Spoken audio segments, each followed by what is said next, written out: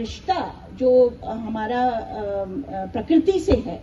तो राम सीता का जो रिश्ता है पुरुष का जो रिश्ता है प्रकृति के साथ, तो ये एक सिविलाइजेशनल पर्सपेक्टिव भी है। तो निश्चित तौर पे जो है आज के परिप्रेक्ष्य में एक मजबूत सांस्कृतिक संवाद, एक आध्यात्मिक संवाद के अलावा देखने को मिलता है, एक धार्मिक संवाद के अलावा देखने को मिलता है, और इतने शोध आयामों को जन्म देता है। जैसे कि अभी हम लोगों के पहले सेशन में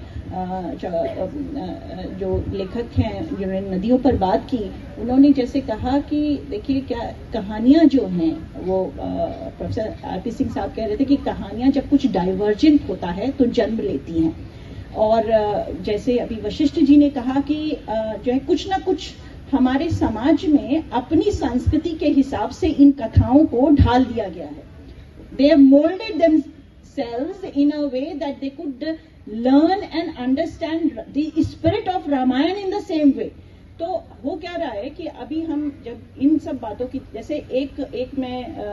एक कहानी की चर्चा करना चाहूंगी जो हमारे लोक दर्शन में मिलती है रामायण कथाओं को लेकर के, कि वो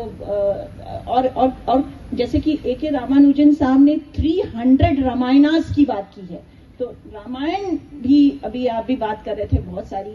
उसमें बातें हैं। तो एक जगह जब ये संवाद लोक दर्शन में मिलता है जहां पर पंचतंत्रा से भी पंचतंत्रा की स्टोरी से जोड़ा गया है, जटाका टेल से जोड़ा गया है, तो वहां पर वो जो फ्रॉग सिटी है मेढकों का, वो मेढक जो है वो एक मेढक और सरपेंट की स्टोरी सामने आती है, और वो सरपेंट को जो है वो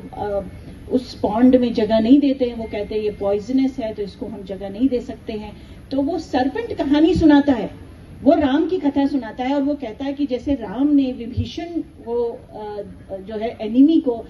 जगह दी, तो हमें जो है ये जो सब कुछ माफ करके और किसी को आत्मसात करना, ये जो संवाद निकल करके आया, तो ये देखिए ये जो लोक दर्शन में हमको देखने को दृष्टांत मिल रहा है, ये ऐसे आख्यानों और वृत्तांत को बताते हैं जो न केवल धार्मिक बल्कि सांस्कृतिक और जो पूरा का पूरा मानवीय